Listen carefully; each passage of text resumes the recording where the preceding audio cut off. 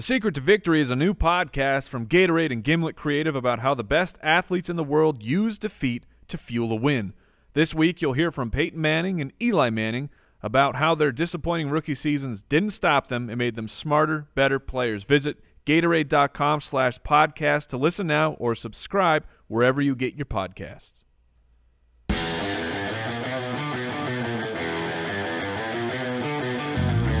Welcome to the Fantasy Footballers Podcast, coming to you from the Redraft Studios with your hosts, Andy Holloway, Jason Moore, and Mike Wright.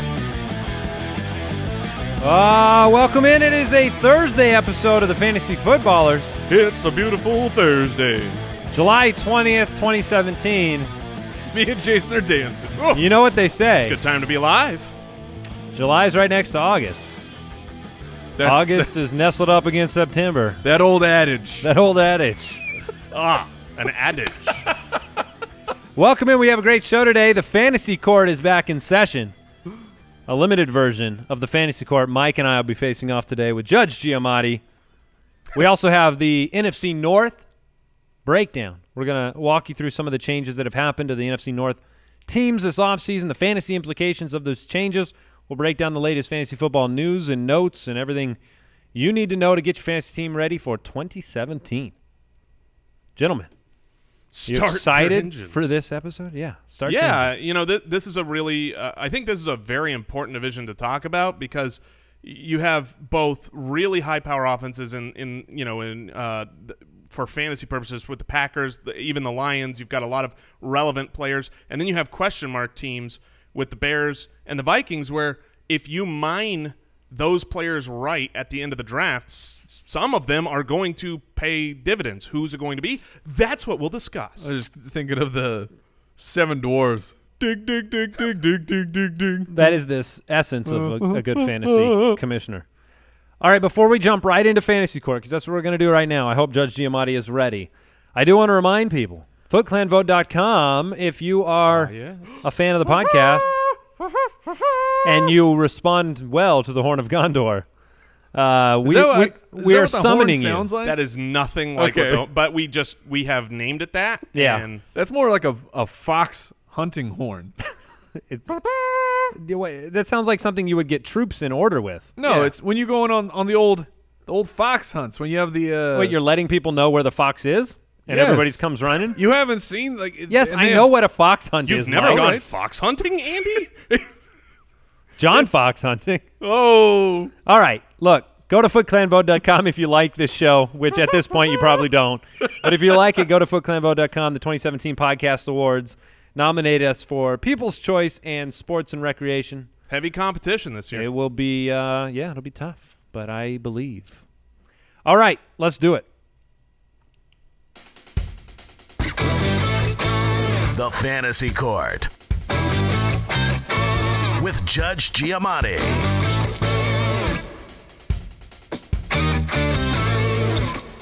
The plaintiff, Mike Wright, is accusing defendant Andy Holloway of slander, libel, and a dash of buffoonery with his ranking of C.J. Anderson. That's right. Your Honor, esteemed colleagues, I feel at a slight disadvantage because I was not here when you guys got to go through multiple rounds of this, but I've my briefcase and my papers are now in order because Your Honor, I have two. I just saw the he looks judge over and sees Judge Giamatti. I just locked eyes with the judge and it was startling. I have two arguments, Your Honor, in support of my man C.J. Anderson, and those arguments are: number one, he's actually good, and he's good for fantasy football. Two, his competition is inferior. Your Honor, last year, I know C.J. Anderson only played 7 games, but he finished with a line of 437 rushing yards, 128 receiving yards, and 5 touchdowns. Weeks 1 through 7, in that time, he was the running back 11. He was a running back 1. Meanwhile, the defendant over there has him, what is a running back 3, if we're lucky? I mean, absolutely ridiculous. At this time, I'd like to call forth a character witness. Oh, great. A character witness. What is this? Named Devonta Freeman, who was the running back 10. Running back 10. Objection, Your Honor. In that time when C.J. Anderson was the 11. In this time, C.J. Anderson was a running back 25 or better 5 times. So was our character witness. Except C.J. Anderson was a top 15 running back 3 times when our character witness, who is a man of high standing in the fantasy realm, he was only a top 15 running back twice in that time. C.J. Anderson providing a little bit more consistency for your fantasy team. Now, has never been said before. Now I'd like to bring up the fact that he was good for that team because, like I said, in 7 games, 437 rushing yards in 110 attempts. The final 9 games of the season, the Broncos accumulated 560 rushing yards in 220 attempts. Those are both 62 yards a game, except C.J. Anderson did it in almost half the attempts. Now I will point the finger. Your Honor, how long does he get? My argument is still going. Now I will point the finger at the competition. Devontae Booker, the replacement. The heir replacement. Broncos very excited. Fantasy players very excited. That's why he saw almost 80% of snaps in his first 3 games taking over for C.J. Anderson. The final 4 games of the season, 45% of snaps because they pulled Justin Forsett off of the couch. He was out of the league for over a month, and he came in over the final 4 games, averaged just a shade under Devontae Booker's snaps at 45.2. So, Your Honor, I believe I've spoken on not only his value, but the competition. And Jamal Charles, fine, if you want to bring him up, he hasn't played more than 5 games in 3 years. Are you done? I rest my case. Your Honor, the wise and discerning Judge Giamatti. I won't even begin to dive into the hypocrisy of him calling a player he once said stinks as a character witness in this case. But I will say this. You accuse me of libel, a dash of buffoonery, which I find insulting to my character. I'd like to up that from a dash to and slander. Whatever to 2 dashes to a handful. Look, Your Honor, I contend that putting faith in C.J. Anderson is foolhardy at best. In 4 seasons, he's only played 16 games 1 time, and that 1 time he finished 30th at the running back position. I have him at 35 this year. 3 of his 4 years outside the top 30 at this position. Your Honor, the prosecutor in this case wants to feed me the potential of C.J. Anderson without giving me a plate of food to eat.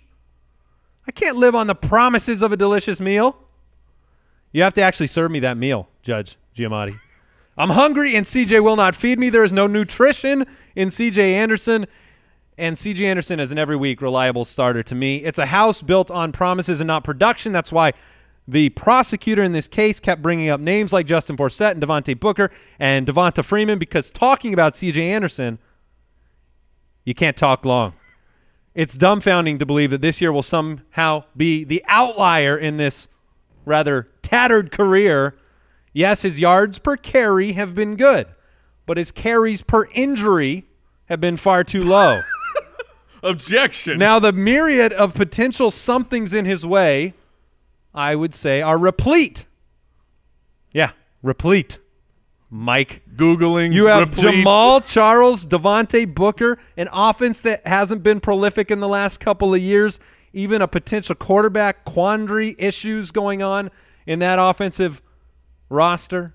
Look, you're looking at another perilous year from C.J. Anderson, and I beg the court right now, right here, Judge Giamatti, throw out this case on the grounds that C.J. Anderson is at best an upside play for fantasy owners, one worth drafting, but without the high hopes and expectations that my accuser seems to grant him without cost. I rest my case. Do we have we need the hammer. Yeah, he's thinking. He's thinking about it. I've come to my decision. Hammer? The gavel? Yes. Yeah, disrespecting the court. I want to see a judge with just a hammer. I couldn't find my gavel. I brought a hammer. I've just escalated Judge Giamatti's gavel to a very, very masculine hammer. Hammer. Yeah, right. Thor's Judge. hammer. Judge Giamatti, you got a rule on this case. While the defendant's ranking of C.J. Anderson may be a bit too low, the plaintiff's is too high. I rule in favor of the defendants, Andy Holloway. That's right. This is garbage. Erroneous on all counts. Got to be on the field to score fantasy points. Oh! Simple as that. Simple as that. Judge Giamatti once again proving to be wise and discerning. Thank you very much. I guess we're moving on. News and notes from around the league. Now, Mike, if you're not too beat up after that whooping I put on you in the court. When you fall down, you got to stand back up. Now, did we already make a C.J. Anderson water bet this year? I do not believe that we have. Well, this would be a good chance to not only make a C.J. Anderson water bet, but explain to listeners that don't know what that is, exactly what that is. Because we've had some questions pop through on Twitter. Isn't that right, Brooks? Oh, yeah, YouTube comments. I've been seeing it a lot recently. So a water bet is very simple.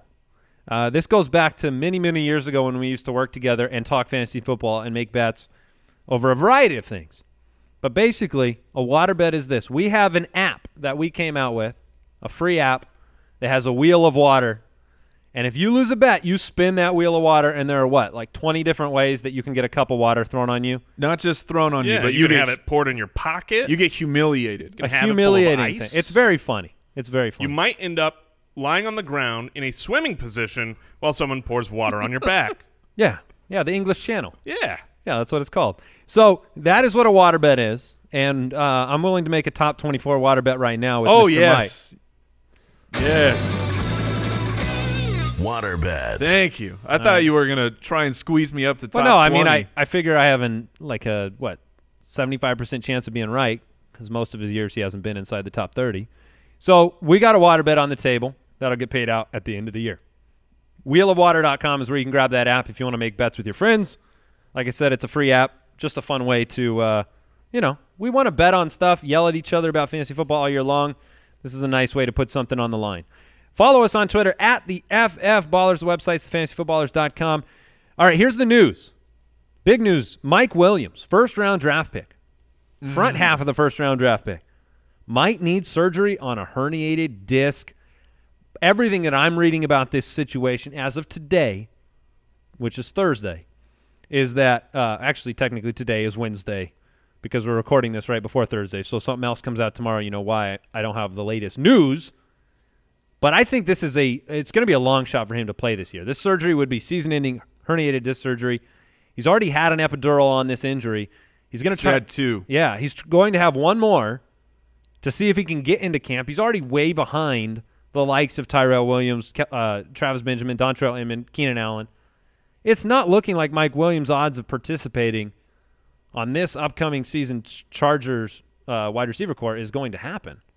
No, and early season injuries in training camp in the off season, those are always red flags. So just like you said, Andy, if let's say he comes back and he doesn't have to get put on the IR, I expect very little from Mike Williams this year. I mean, I would move him if he is back and he's there week 1. I'm still moving him way down to me. This speaks well for, I think, mostly for Tyrell Williams. Keenan Allen has his role, and you could say, oh, maybe this is better for him, or oh, give me more Keenan. I'm sure Keenan will shoot up the ADP charts, but I don't think his role was going to be affected. He was going to be the one on that team. Tyrell Williams is a guy that he came in last year because of opportunity, and there was a fear that he was going to be pushed aside because of the drafting of Williams. And now if he's not there, the opportunity still exists, and he doesn't have to have the coverage of being the number 1 wide receiver anymore. Yeah,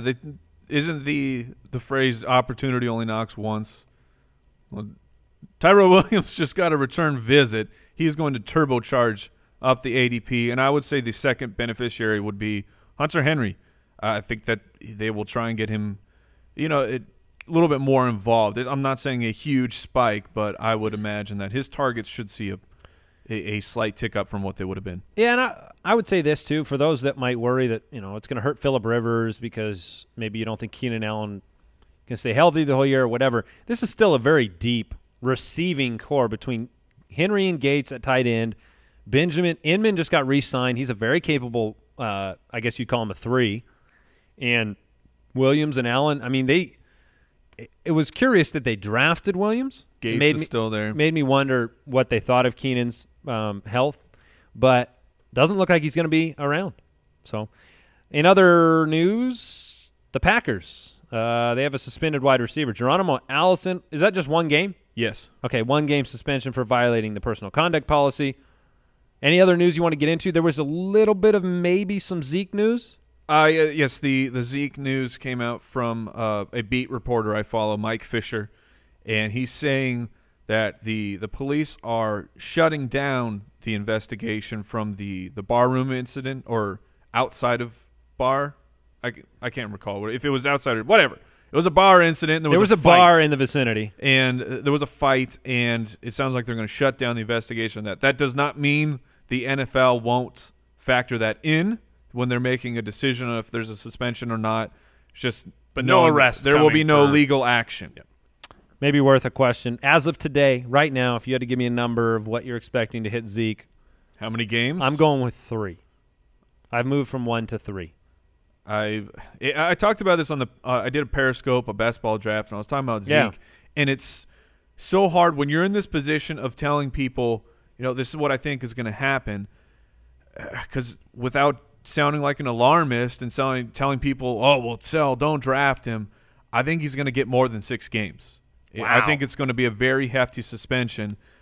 But, of course, I don't know exactly what's going to happen, so I've stated my official position is if I'm in a keeper or dynasty, no, I'm not trading him. This is not a situation. This is half of one season. If you're keeping a guy for his career, don't worry about that. But if I'm drafting today, I would take the other big 5. And if I'm drafting in a redraft, this doesn't really affect my dynasty view of Zeke. If I'm in a redraft, I will take the other big 5 ahead of Zeke. I'll still probably take the chance on him at 7 or 8, though. Yeah, I have not adjusted my rankings. Andy, I know you did. I did. I moved him down. I am waiting, and that's what I think most fantasy owners have the ability to do. So don't freak out yet. Even if you're in a small keeper league and you're thinking the trade tough him, part is you have drafts taking place. If you're drafting now, I agree with what Mike said. I would look at the other big 3 wide receivers ahead of him just in case a suspension comes out, but I'm not moving him further than that. You have to wonder if the Cowboys, one of the reasons they had kept McFadden and Morris on the roster together was because of the history of things going on with Zeke. Because there was talk of them moving Morris earlier on. And they haven't. True. Now, let's say you're in a keeper league, because I'm sure that this question will pop up. You have Zeke, and someone else has a player now that's not big three running back quality, but someone like Freeman or Melvin Gordon. It's someone in that tier of running back, and they say, hey, I'll do a 1-for-1 trade right now without knowing the news, because, once the news hits, that could go either way for you. Are you going to hedge at all? Would you, Mike? No, I would not. Even with your fears of 6 or more games? Yeah, I would not. All right, let's move on. Let's talk NFC North. Let's get divisional. All right, we're going to kick it off with the Packers. The King of the North. The King of the North. Aaron Rodgers himself. Yeah, he's the king of passing touchdowns, consistency, lack of interceptions, king of many things. You were talking about Aaron Rodgers, I believe, yesterday, just about the career highs across the board that he set. There should be slight, regression for Aaron Rodgers coming this year. But the thing is with that is he can regress off of last year and finish as the #1 quarterback. So there's not much to discuss there, but if you're just kind of projecting points, last year he had a career high in passing attempts, career high in fifth in the league. They threw the ball 58% of the time. Yeah, so they were a throwing team. And I think more surprising is he had a career high in rushing attempts and a career high in rushing yards, and those were well above his average, which is already a very good number. So not a lot to discuss with Aaron Rodgers in terms of, hey, he's the best quarterback on the board. We all agree he's the #1 quarterback. Yeah, the only thing to talk about is I draft late quarterbacks. You guys generally draft late quarterbacks. What round are you willing to go in on Rodgers if the rest of your league is also trying to draft the right quarterback? I'm a little more eager than you. So if he's sitting there in the 4th round, I've said I'm willing to take him there. Yeah, same round for and me. it's 5-6 for me, of course, depending on who's on the board. Now, here's something interesting. Let's talk about the wide receiver core because I think there's a lot to discuss there. There's no doubt about the impact that Jordy Nelson has on this offense. We saw him last year come back, fall right in line, enable Rodgers to have the kind of fantasy season he did. Davante Adams was the big surprise in the sense that, look, he was an end zone master. I mean, he caught 12. He had 12 touchdowns last year, I believe. I'll verify. You can verify that. I know it was double digits. I don't know why I didn't write that down. That is correct. 12. 12. Yeah. Okay. There you go. Which is tied for second in the league. Exactly. And this is a team that, when you look at the wide receiver core, 34 receptions, touchdown receptions, by the wide receivers themselves. So you omit running backs, you omit tight ends. That's number 1 in the league. The wide receivers in Green Bay were the beneficiaries of Aaron Rodgers' success, were the ones that were targeted and looked to in the end zone. You do have Martellus Bennett arriving, a much more athletic and capable tight end. Jared Cook was injured for most of the year last year. I also want to bring up one other name and then get your guys' feedback. Randall Cobb. I know that his name has been dragged through the mud. But if you look at weeks 1 through 7 last year, where do you think Randall Cobb ranked from weeks 1 through 7 in PPR formats? I know he had a huge game early in the season, so I'm guessing he would be 15. 15 on the dot. 1 through 7. Okay, I know that C.J. Anderson was running back 11. Well, that during makes that time. So that was a long time ago. Yeah, I number agree. 15, just outside of the wide receiver 1 consideration, went through injuries second half of the year, and historically his numbers have been as good, if not better, when Davante Adams has been on the field.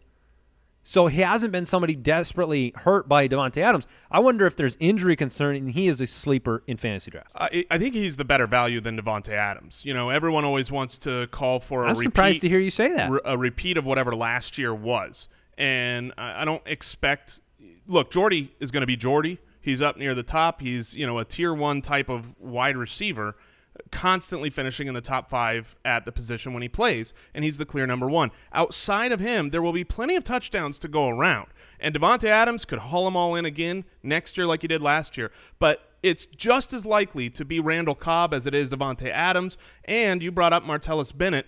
Martellus Bennett is a pretty good option. I've really flipped on how I thought about Martellus Bennett. I went back and I looked because there's 2 ways to think about the tight end with Aaron Rodgers. One way, which is absolutely true, is that, in half-point PPR in the 9-year career for Aaron Rodgers, he's had 2 tight ends finish as a tight end 1. Twice. 2 times.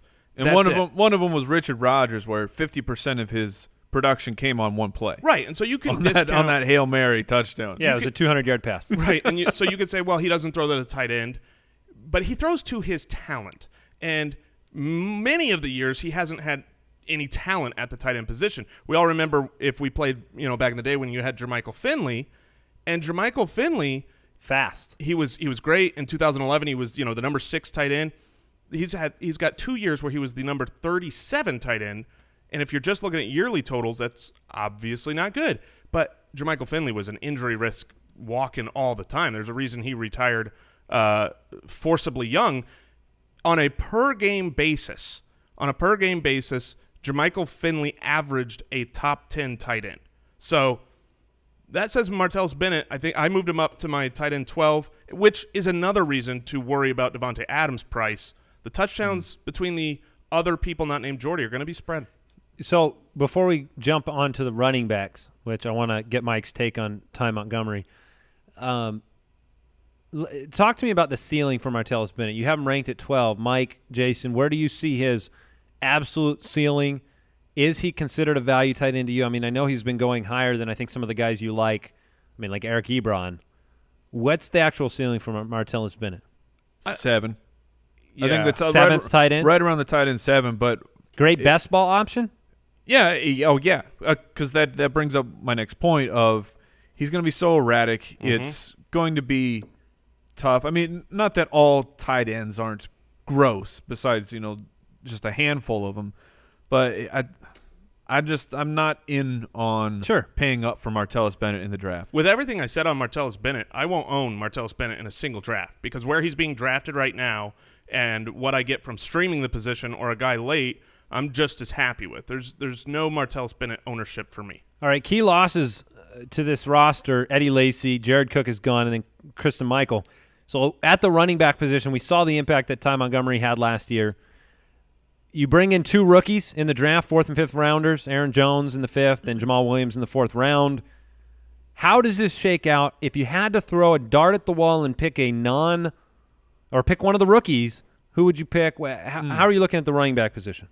If I have to pick a rookie, I'm picking Jamal Williams. I mean, they took him earlier. They spent the draft capital, and he's the more prototype running back. I think Jamal Williams is a good player, but I think that Ty Montgomery can be excellent. And he is the starting running back for one of the top offenses in the league. I know a complaint for Montgomery is people saying, "Oh, well, they drafted 2 running backs. They lost 2. They had no one behind Ty Montgomery. You have to have depth at the position. Montgomery, it was great last year. Graham Barfield, he has this system called yards created. He tries to take an approach looking at the running back similar to Matt Harmon does with receivers. And so he did a sample on Ty Montgomery, and in his sample, he forced a missed tackle on over 50% of his attempts. He's a good football player, and on top of that, he ran 23 routes per game in that sample. And for some context, Theo Riddick, PPR machine, ran an average of 26. I mean, there's huge opportunity here. Ty Montgomery's not going to get 15-plus carries a game. That's not what you're drafting. But he's, like I said, the PPR value. Yes, he'll catch passes. He was a wide receiver, so catching passes is not going to be a problem for Montgomery. What was a problem for him last year was he was thrown into the running back flames with absolutely no protection. If you go back and there's a lot of highlights of Aaron Rodgers getting very upset with Montgomery because he's running the wrong play. But now you have some experience at the position. You have an off season to be a running back, to be the number 1 running back in camp. I love Montgomery. A lot of confidence. Forward. A lot of confidence from the coaching staff coming out about Ty Montgomery. I have him right in. I believe I have him right in that running back 2 fringe. He's in that group. Sorry, Jay, but this is my last thing. In that 4th to 5th round group of gross running backs, where I like Mike Gillislee, Montgomery is the other guy who I really, really like. Would you take Gillislee or would you take Montgomery? I think I would take the upswing on Gillislee still. The upswing. Earlier in the offseason, I thought that people were going to jump on Green Bay and push their running backs too high. It hasn't happened. It's not going to happen. The value of Green Bay is good. And here's just kind of a general tip for fantasy football. If you can find an outlier year for a team, something that just this team always operates one way, and then all of a sudden it wasn't that way, it usually swings back towards that mean. And if you look at the Green Bay Packers, they spent the 2 years prior to last year with 435 carries, basically each year. I think one was 435, one was 436. Last year they were only able to run the ball 375 times, losing the running backs. So what you saw last year was much lower than what they are wanting to do, expecting to do, have done. And so if usually people value things too high on last year, it should swing back. I like taking shots on the Green Bay running game. Right. And Pro Football Focus has them as the 8th offensive line. I know people are very curious about offensive line gradings, and so that they have them as a top 10 right now. They did lose T.J. Lang. All right. They were 20th in the league in rushing last year, so we would hope that they try to improve that. All right, let's talk about the Detroit Lions. Before I do that, I want to remind people we are doing a giveaway right now. We love giving away free stuff, autographed jerseys, just a way to say thank you for listening to the podcast and supporting what we do here at the Fantasy Footballers year-round. So right now we got a huge one at footclangiveaway.com. It's completely free to enter at footclangiveaway.com. We're giving away an autographed T.Y. Hilton jersey, autographed Tyreek Hill jersey, autographed Tevin Coleman jersey. Tevin Coleman. Yeah. Yeah, and Mike will come and perform that while he gives you the jersey. Is that no? Yeah. No, we're going to ship it to you. We're going to ship the jersey. If you live within 2 square blocks of my house, you're willing to. Then I'll do it if you win. Yeah. Okay. But I'll never tell you where I live, so Good luck. Sorry. So we just wanted to remind you we're giving those away. The deadline to enter for the free autographed jersey. We're also doing a DFS pass and a Jay Grizz. Oh, and that's probably the best. The deadline prize is of all. the end of July, so check that out at footclangiveaway.com. Yeah, also want to say thank you to everybody that all the applications we got for the writing opening we mentioned. Yes. That deadline is over. We had over 300 people apply to join the writing team here. But we just wanted to say thank you for everybody. Obviously, we can't bring on everybody, so we appreciate the time and effort you put into applying, and we'll definitely let you know. I had one quick. When, Well, we're doing shout-outs. We have more opportunities. If you're over on the Sleeper Bot app, we have an official Fantasy Footballers community tab on there. So if Brand new. It just launched yesterday. Basically 2 hours ago. Well, at the time of recording. So yesterday, if you're hearing gotcha. this on Yeah. Thursday, just saying, so jump in there. Yeah, and then since you're going everywhere on the internet, right, you got to go to ultimatedraftkit.com. If you haven't got your draft kit, that's what we make. We put all of our time, effort, resources into making that Hey, better Brooks, and better. you got any websites you want them to go to? Got any like Yahoo? You ever been to Yahoo? Oh, no. What's that? It's a search engine. All right, Detroit. Let's talk about the Lions. I'm really interested in your guys' takes. You know, Jason talked about there are pieces of this offense that are certainly prolific. Matthew Stafford is one of my favorite values at the back half of drafts. This is a team that only ran the ball 36% of the time last year. That's not a lot. That's 30th in the league. They could not run the ball. That's 18 carries a game split across whomever they gave it to. Last year it was Dwayne Washington and Theo Riddick sometimes, and Zach Amir Zinner. Abdullah for a couple days, and Zach Zinner. But this is 18 carries a game, so you have to make your argument for this running game improving from the basis of the volume needs to improve. Otherwise, I think you're looking at, okay, what can Amir Abdullah really do if he gets the ball eight times, 9 times, 10 times a game? Is that going to happen with the additions, offensive line? Nope. Are they going to be committed to the run? Jason's been shaking his head this whole time saying, look, the volume's just not there. Yeah, the volume is just not there. And it's not just there because, oh, well, Amir Abdullah was injured last year. No, this is not their team. was injured last year. This is, you know, I was talking about the trends, right? Green Bay, you look, usually they run the ball more. Look at this team, and over the last 3 years, not just last year, the last 3 years, they are basically dead. They are, if you look at the accumulation of the last 3 years together, they are dead last in rushing attempts, 32, and they're dead last in rushing yards, 32. And so maybe they bump up to the highest they've been in the last 3 years, which was 28. You know, it's like they're not a team that's going to produce on the ground. Now, that's not to say they can't have fantasy relevance. We all know PPR Theo Riddick has been great. But now it's like with Amir Abdullah and Theo Riddick, I'm scared of both of them. I keep wanting to be – because, look, Amir Abdullah is talented. I mean, he's amazing. He is a star running back type of player. So if he breaks out and just carries the team, kudos for drafting him. But I cannot get myself to be convinced that I go volume over talent. I go opportunity over talent. I can't believe that the opportunity is From really what I there. understand, Amir Abdullah, his high school locker, when you open it up, there's a little picture of C.J. Anderson in there. And so he has to break out of that mold because Mike, he hasn't been healthy. For a season, yes. He was healthy his rookie year. Yeah, that's fair. So does the volume go up, Mike? Yes, it goes up. I'm looking back here because I was thinking of, well, when the Detroit Lions weren't committing to the run game, why is that? And it's because they had Joique Bell with this contract. That's who they put their faith in. But Joique Bell in 2014, which you were talking about, he had 223 carries. If Amir Abdullah gets more than 200 carries, he's going to be a running back too because he's going to have 30-plus receptions to go along with that. And I know that Amir's in this weird nebulous zone of what is the actual role of Amir Abdullah because when you're just looking, It's not the goal line. because you think, well, if Zach Zenner's the short yardage back and the goal line back, and not Theo the Riddick pass is the catching pass notes, back. exactly. Where is Amir Abdullah? I just have faith that, Down on my rankings. that the Detroit Lions spent a second-round pick to get him. Hey, the Cardinals wanted Abdullah over David Johnson. Exactly. He's incredibly talented. I believe in Amir Abdullah, the player. I believe that the Lions will figure out how to use him. I'll say this. If Amir Abdullah can produce early, that will be the best pathway to high volume in this offense. The problem is, when you come off of an injury-plagued year, you are undersized to a degree at the running back position. You wonder if they're going to force that issue if he doesn't earn that time on the field. Yeah, and I think their offensive line has gotten worse. I mean, early. Well, it got worse with the injury to Decker. Yes. They lost. You had Riley the Reeves. injury to the left tackle. You had Taylor Decker.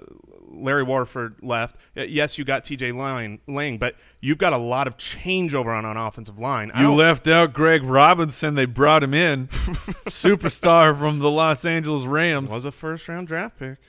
Yeah, didn't cost him a first to get him. All right, so I want to turn my attention to the more exciting part of this offense to me, the passing game. Matthew Stafford, love his consistency over the past 5 years. Marvin Jones, this is famous. I guess doing well through week 7 doesn't bode well for anybody. But through week 7, Marvin Jones was the number 10 wide receiver in PPR leagues. It makes sense. And then he passed away. Here's what it says to me. From a fantasy perspective. This next year, when you have breakout players who haven't done it yet, but through week 7 next year in 2017, when they're sell. Just like they're showing hot, sell. It is tough at that point. Wait till week 8. See what happens week 8 is the advice. But Marvin Jones, I still think this guy is talented. You had a very hot beginning. All the reports so far in the offseason workouts, it's been positive. Golden Tate, I think, is integral to this offense, but I don't think he's the same yards after the catch threat, deep threat, score threat that he could have been or that he was years past. I think he's lost a step. Matt Harmon's reception perception would tell you he lost a step. So are you banking on – let me put it this way to you, Mike, because I know you like a rookie they brought in. I do. Whose nickname has been crafted perfectly by Brooks. So good. So Kenny Golladay. Kenny G. Well, if there's one thing he has, it's smooth routes. It's Kenny G. Now. The rookie sensation. Kenny Golladay. Smooth routes. Do you have more confidence in Kenny Golladay with Kenny G breaking out or Marvin Jones bouncing back? Which one do you prefer? Wow. I'm just going to leave these tunes for you. If I had to decide between two players, I would go with the veteran. Even though the music is so smooth. I love the potential of Kenny Golladay. Yeah, I completely agree. I was very happy. I thought for sure with the music going on, we were going to be swayed into going with Kenny G, but I gotta stay with what I believe. Yeah, Marvin Jones. Song be darned. It was one of those things where Marvin Jones was second on the team in targets inside the 10-yard line with 7. Now the leader for the Lions is gone. 9 targets inside the 10 went to Anquan Bolden, and he's gone. So the question is, where do those 67 receptions and 8 touchdowns, 6 of which were inside that 10, where did those targets go? Did they go to Eric Ebron, who only had 3 targets, which is pretty much how they've always used him? Inside the 10, inside the 10. He had 4 the year before. But Marvin Jones is a guy that the first half of the year, it's no coincidence that the first half of the year they were targeting him. Most of his targets came before week 7. Where do you think those targets inside the 10 go now that, assuming Anquan Bolden doesn't resign? Yeah, I think it's a good thing. Without Bolden there, it's a good stability perspective for Jones. Jones inside the 10, you haven't brought anybody else in. Ebron, I think, goes up. But Jones, I think you have a stable amount of targets inside that zone. He's a guy who back in Cincinnati, remember he had these 3 touchdown games. He's a target in the red zone. He's in the 10th round right now. He's being drafted right by Quincy Enunwa. Do you want Enunwa or do you want Marvin Jones? Do you want Corey Coleman or do you want Marvin Jones? That's the range he's being drafted in. Cameron Meredith, Corey Davis, or Marvin Jones. And I think I'll take Cameron Meredith, but it's gone too far. But look, let me read you. Okay, so Meredith, you have a quarterback there that, Mike Glennon. Corey Coleman, who knows? Quincy Enunwa, who knows? Oh, Marvin Jones has Matthew Stafford. Yeah. What do you mean who knows? No, I'm talking about the quarterback. Oh, sure. The quarterback situation for Marvin Jones. Those other ones are all up in the air or inferior than Matthew Stafford. So I think it's an interesting flyer in the 10th round is all I'm saying. I agree. Agree. Even if he gave me only 7 weeks of that type of prolific play, I think I'd take that in the 10th round. Yeah, and Marvin Jones is a good value. Golden Tate is, I think, always a good value. If you look last year and you go, well, he had so many finishes outside the top 36 wide receivers, the vast majority came in those first few weeks where they just were trying to force the ball to Marvin Jones. Eric Ebron, he's been talking this offseason about how his new role, how they're using him is different this year. So that bodes well. No, that was a cinnamon roll. Now he was talking about I love Ebron even more now. If there's one thing I like more than Eric Ebron, it's cinnamon rolls. Not a skinny man.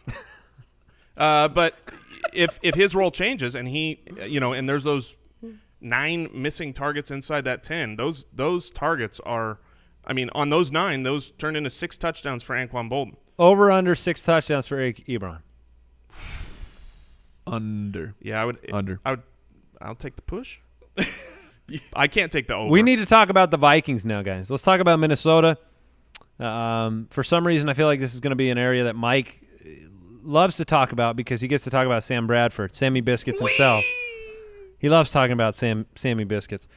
If you want to talk about the opposite impact of wide receivers in the end zone of Green Bay, it's Minnesota. The Vikings wide receivers, they caught a touchdown every 22 passes, where Green Bay receivers caught one every 7, essentially. So even if you like guys like Adam Thielen, Stefan Diggs, Laquan Treadwell, what in the world can you expect from I gotta laugh from when the you say his passing name. from the passing offense? Have some dignity. In this situation, I know Bradford set a record for efficiency, but it was 10.9 yards per touch for the wide receivers. So he was keeping the ball short, not a lot of big play opportunities. I know Thielen broke out at the end of the year, and with that came good performances from Bradford. But what is this passing game going to be, and who would you draft? Well, there's a split. You can see what happens. For those if you don't recall what happened, Norv Turner started the year as the offensive coordinator. The team was actually 5-2, and Norv Turner resigned. Pat Schumer took over, and you can see Bradford's yardage does go up. Now his touchdowns kind of stay in the same realm and same pace that they were early on with Norv, but the yardage goes up, and I think Stephon Diggs is such a sensational player. You look at his reception perception, and he is fantastic. He's above average on every single route except for 2. He's a great player where the reception perception is the perfect tool. And in case that we have new listeners, you don't know what reception perception is, we've teamed up with Matt Harmon from NFL.com, and he watches how good of a route does a player run. And when players run good routes, eventually the targets do go to them. And I think that's what's going to happen for Stephon Diggs. And I do want to remind people, Sam Bradford, 3 of the final 4 weeks of the season, was a top 6 quarterback. So it's not like he's not an impossibility that they can have an actual higher flying passing attack than they had last year. Yeah, you talk about the change at offensive coordinator. We saw that, in 2015, what it did for Matthew Stafford. All of his stats went up with Jimbo Cooter. Oh, with JBC. With JBC. Yeah, you know me. But with Sam Bradford, from week 9 on, so the entire second half of the season, do you guys know where he would have finished over that stretch? Would have? Or did? You mean just projecting the second half? No. I'm just saying from weeks 9 through 17 of all quarterbecks, week 9 through 17, he was the quarterback 12. Okay. And I know some of that 14, came on that's impressive. On some big games. Against big games some are good. But I like big games. Bradford is a decent quarterback. If you're in a 2-quarterback league, I love him late. It's really weird. He just doesn't throw touchdowns. He's got an accurate ball short. He's got an accurate ball long. On his passes over 20 yards, he was the most accurate over 20 yards, although he threw pretty much the least. But what's crazy is he doesn't throw touchdowns, and I don't get why. And this is a big difference between the rest of the NFL. The only quarterback that has like a career and isn't just like, oh, he started a few games, who has a worse, attempts per touchdown is Joe Flacco. Joe Flacco has like a little bit worse, and he's had a career of not throwing a lot of touchdowns per attempt. The NFL average over the last 5 years, 22 attempts, and Sam Bradford's living up at the 28 range. Do you remember those the old baseball or football cards that you would get, and they had the hologram on them, and you just like kind of the upper deck. Yeah, you turn them in the light, and you get like you can see the image moving and things like that. I can still see my Kirby Puckett. Yeah. Well, when I look at my card of Bradford and it gets the glisten of the light, like a picture of Alex Smith starts to come into form. And I go back and forth. And I think that's the problem is you see him through the lens of like, am I really going to bank on a short yardage specialist that doesn't throw a lot of touchdowns to give me a consistent year? And I guess you don't have to with Bradford. Bradford's he's a great streamer. He's a good streamer, and I think he's a decent QB2 in a 2-quarterback league, somebody you can get late. But, unless Adam Thielen's going to have a bigger featured downfield role this year than he had, something towards the end of last year. Let's sort out the running backs, guys. Is Jerick McKinnon done? I want to ask that question because Jerick McKinnon was an RB2 from Week 7 on last year by necessity, by volume, by whatever you want to say, but he was an RB2. Is he done? Yes. Are you expecting Dalvin Cook to take the reins, or is this going to be more of a big back, little back split with Latavius Murray and Dalvin Cook? Talk about Dalvin Cook returning kicks. That should be a song. Big back, little back. I like it. Yeah, we wrote it. We wrote the whole song. The more available on iTunes. Wow. 2 seconds. The more that I look at the Vikings, what they've done this offseason, what their clear intention is to fix the running game. They're a defense-first team. And in order to succeed that way, you have to be able to run the ball. They couldn't run the ball at all. They were pretty much the worst running team last year in the league. The number one way to fix your running backs, get rid of Adrian Peterson. Well, yeah, I completely agree at this stage in his career by comparison to what he was able to do last year, injured as he will get injured again this year. But the point is they went out and they signed Latavius Murray. Now, that's not saying that he is – That's just a teaser. Oh, okay. We'll have one on AP. I was going to say they sent away Adrian Peterson because that was he was hurt, and they brought in Latavius Murray, who is hurt. But my point is not Latavius Murray is the answer. My point is that Minnesota said, we've got to fix our running game. Let's go spend on a running back. Then they traded up for Dalvin Cook at the running back position. And their offensive line, which was horrendous last year, we cannot keep thinking that they have a bad offensive line. They don't. They made improvements to the offensive line, a lot of which were in health. I mean, they had health problems last year on the offensive line. I see them as a middle-of-the-pack offensive line that wants to run the ball. And they got Riley Reef. They stole him from Detroit. Yep. It's funny. The NFC North has like the offensive line. They all just kind of shifted for each jerseys. Other. Yeah, T.J. Lang went from the Packers to the Lions. It's funny though because they all shifted teams, and yet we're like, all right, the Packers couldn't run the ball, and the Lions couldn't run the ball, and the Vikings couldn't run the ball. I believe that Minnesota will run the ball significantly better this year than they did last year. And as I was preparing for this show and looking at all the offensive linemen and everything, I made a note to myself to move Dalvin Cook up and to check on the health of Latavius Murray. Mike, sorry, I think there is opportunity here, especially where these guys are being drafted. Dalvin Cook in the 5th, Latavius Murray in the 8th. Who do you take? Cook. I've completely switched over to Cook's camp. Murray's hurt. He's getting nothing. Dalvin Cook is getting all the time to impress the coaches, and if he's showing anything like he did in his college game tape, then he should take the job.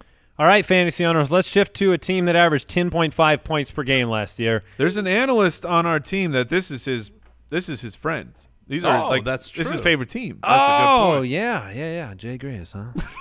Come on, man. I was slow on the uptake. I was busy staring at 10.5 points per game, 29th in the league. New quarterbacks in town for the Chicago Bears, Mike Glennon, Mitchell Trubisky. Look, the story of last year for the Bears was Jordan Howard. Rookie running back sensation. Put up an absolutely monster year without even having full-time work for the entirety of it. I love Jordan Howard. I think Jordan Howard is everything you want. Talent, opportunity. The only thing he's missing is an offense that's going to score the ball, and that's going to be a problem for him. I think projecting Jordan Howard for too many touchdowns would be a mistake. but projecting him for 25 touches a game is very possible. This is a situation that mirrors, to me, what's going on in Arizona, where the team is going to run through David Johnson. It literally, figuratively, it's going through David Johnson. He's going to go through Jordan Howard in Chicago. It takes pressure off of Mike Glennon.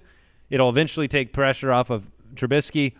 And the wide receiver core is a bunch of never-beens or has-beens. I mean, Marcus Wheaton, Kendall Wright, Kevin White. Yeah, and like I said, I do like Cameron Meredith, but I don't want to leave Jordan Howard just yet. The guy wasn't even the starter until week 3. He was second in rushing yards. He was an absolute monster. Pro Football Focus has their offensive line at 5th. This is not a Todd Gurley situation to me. I know that some of the pieces are mirroring Gurley because you have poor team, low-scoring team. Where are they going to be able to do it? But the guy was over 100 yards, I think, 8 times. And it wasn't chunk plays for Jordan Howard. It was gash the defense. I mean, he's an absolute monster of a player. I have faith in Jordan Howard that last year was not a fluke. We're not going to see an absolute monster bust. I'm not calling for second in the league in rushing again, but I think that he is an excellent player, and he's worth that price that you're going to have to pay either a late first or a high second-round pick. Yeah, I have a hard time right now paying the price. I agree with everything you said on principle. I don't think he's going to bust. He's not going to just go away and vanish. He's too good of a running back, and they've got a good enough offensive line. It's like the only thing the Bears have is Jordan Howard and an offensive line. The worry that I have is obviously with touchdowns and scoring. It's just back into the first round. What's the upside? You know, what can he really do that enough to be a top 5 guy in that offense? And then he's not good at catching the ball. We've joked about it. We've watched the film. He's not. He's not good. But they keep throwing it to him. But they're not going to because look, they went out and I mean, who did they get? They went out and got Benny Cunningham, and they drafted Tariq Cohen, just a few picks after the Samaje Perine. And what are those two guys? They're pass-catching backs. So my worry is if he loses a little bit of that volume and it's a low-scoring team, I like him. I think he's locked and loaded RB2. He's not going to be lower than an RB2 for sure, which there's a place for that. But that place to me is not the first round. He's at 203 right now. Okay. Maybe getting a little more comfortable. But I'm going to put you on the spot with that because you're going to have to take him over Marshawn Lynch, Todd Gurley, Leonard Fournette, Lamar Miller, and Isaiah Crowell. Yeah, I mean, do you take him over all 5 of those players? Do I take – wait, are you – Jordan Howard over Marshawn Lynch, Todd Gurley, Leonard Fournette, Lamar Miller, Isaiah Crowell? No, I don't take I think Lamar Miller to me you would take him over Jordan Howard? Lamar Miller and Jordan Howard and Todd Gurley and Marshawn Lynch, all of those guys are in the exact same tier to me. And so you'd maybe take the lowest of that tier, right? Depending on whoever's the dropping. The reality is, it completely depends on what your draft pick is. When you're in the first 2 rounds, it's really kind of out of your hands. You don't get to wait for value. All right, I'd take Howard over all of those other guys because I have him in my personal tiers. Yeah, I would above too. those other. I would too. I wanted to ask Jason for sure though with Lamar Miller and the possible upside there. Last question on the Bears. If there's a fantasy player that's going to surprise you from this roster out of nowhere, it's going to be Deion Sims. Good call. Deion Sims, tight end. Zach Miller could not make the team. I feel very strongly about Deion Sims. You do. I'm not even argued with you because of how I can tell. You have conviction with this. He's a great player, athletic monster. We saw kind of a mini breakout for him at the end of the season last year with the Dolphins. Now, they let him go. But the Bears scooped him up because Zach Miller is their lead guy. The injury history of Zach Miller is well documented. Now the rumors are he may not even make the team. It could be a cap casualty situation for Zach Miller. And that makes Deion Sims the starting quarterback or starting tight end for a quarterback who throws to the tight end in Mike Glennon. Adam Shaheen is a rookie. I think Adam Shaheen has a bright future in the NFL, but he's a rookie tight end. I'm not worried about him in the least. This is Sims' job. He's not being drafted, and he's a guy who I've started to look at the very back of my best ball drafts if I'm not liking what's going on. We've talked about Safarian Jenkins as a last-round tight end pick. If someone grabs Jenkins, I'd grab Sims because I think that he can be a low-end tight end one that comes out of completely nowhere for the general public. All right, I want to wrap this thing up here. I do want to remind people, tell people, Saturday's show is show 400 in our history. Woohoo! 400 episodes of the Fantasy Footballers. We're going to have a fun show on Saturday. Do not miss it. I can promise you there'll be a few special things we're going to throw in there. But show 400, huge shout-out. Huge. You don't want to miss. Sincere shout-out to all of the listeners that brought us from show 1 to show 400. And there are many of you that have been here for every step of the way. Yeah, this show is made by the listener. I mean, we've said this before, and it's really true. I believe we have the best listeners in the world. It's amazing to me. It's really science, Jason. It's science and it's fact. It's just I expect more bad people, but it's like our listeners are just such great people. I love the stories from them. We appreciate your support. Keeping it positive. Yeah, we're a really positive group. Love it. All right. Also, so a reminder. Don't miss it. The Secret to Victory, it's a new podcast from Gatorade and Gimlet Creative about how the best athletes in the world use defeat to fuel a win. This week you're getting Peyton Manning, Eli Manning, and about how their disappointing rookie seasons didn't stop them. It made them smarter, better players. So visit Gatorade.com/podcast to listen now or wherever you subscribe to podcasts. That's right. I always thought you had kind of a disappointing rookie season on this show, Jay. And now I'm Peyton freaking Manning. Retiring? Woohoo! Oh, you're retiring? Oh. That's great news. All right, I'm out of here. Check out Draft. You can do some best ball at playdraft.com/ballers. Goodbye. Goodbye. Thank you for listening to another episode of the Fantasy Footballers Podcast. Join our fantasy football community on jointhefoot.com and follow us on Twitter @TheFFBallers.